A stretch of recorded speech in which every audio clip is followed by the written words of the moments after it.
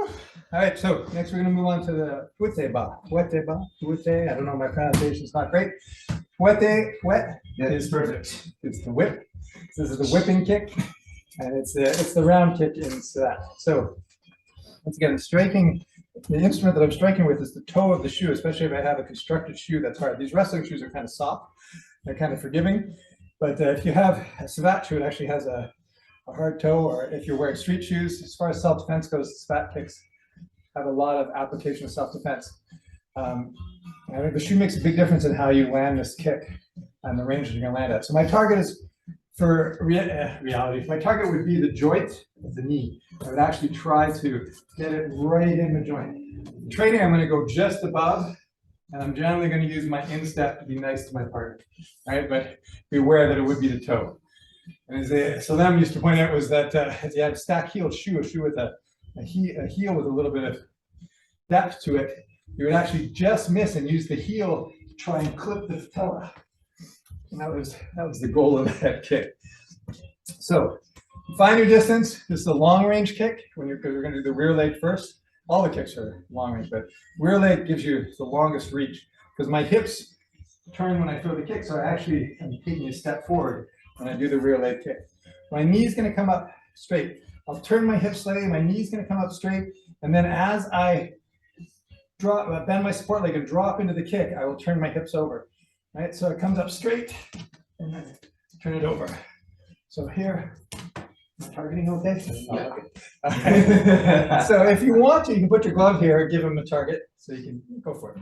So you can actually hit the target on the glove, or if you want, you can just take it on the leg. It's not so bad for conditioning, as long as your partner's using his instep. It's not so bad to take it that way. Now, if you're using your toe, even the light kick can really hurt going into the muscle. Turnabout's fair play, so he can shoot me back. There you go. Oh, he's being very gentle. Nice. So, but just be aware that it really does make a difference. Now, if you're traditionally trained in karate or something, you can pull your toes back. You can do the same with the ball of your foot, the same penetration if you happen to be barefoot. But why not use a shoe if you got the shoe? All right, I'm talking too much.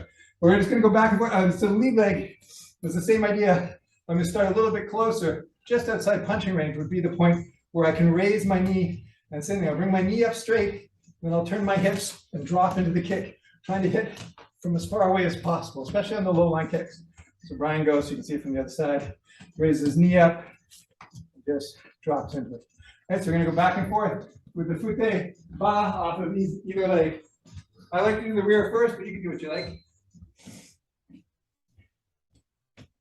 You may remember to try and stay light up on the balls of your feet. Go one for one if you want. One way you can go 2 for 2. Remember to retract kick. There's a tendency, I do it all the time, is to pose and admire yourself and check yourself. So make sure you come up, you hit, and you come right back. And the retraction line should be the same. Comes back here, right? The retraction is the same. Okay? So 2 for 2. Find your distance. Ooh, a little high. It's okay. Ring that bell. So that was the first time I really felt I needed to wear a cup.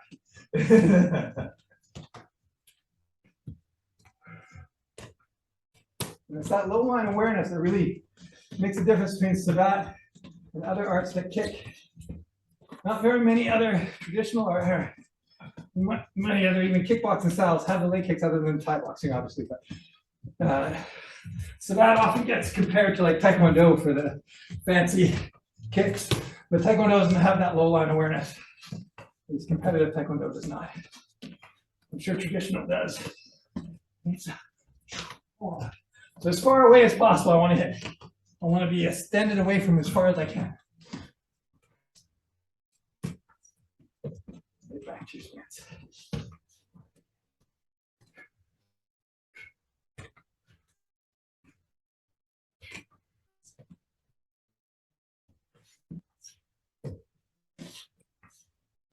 Snap it. So this is, we're doing traditional form in the kickboxing structure, but you could all combatively, you wouldn't necessarily have to do this. Chamber combatively, if I fight, I can just swing it in almost Thai boxing style. When you watch full contact, thanks to that, keep going. When you watch full contact combat, it looks a lot more Thai boxing on the low line, right? Just the range is different. But it's good to practice it with the chamber because it helps your control and it helps your hips.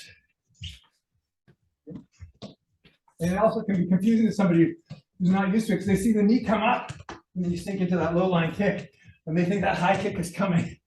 So I think there's still value in raising the knee and chambering.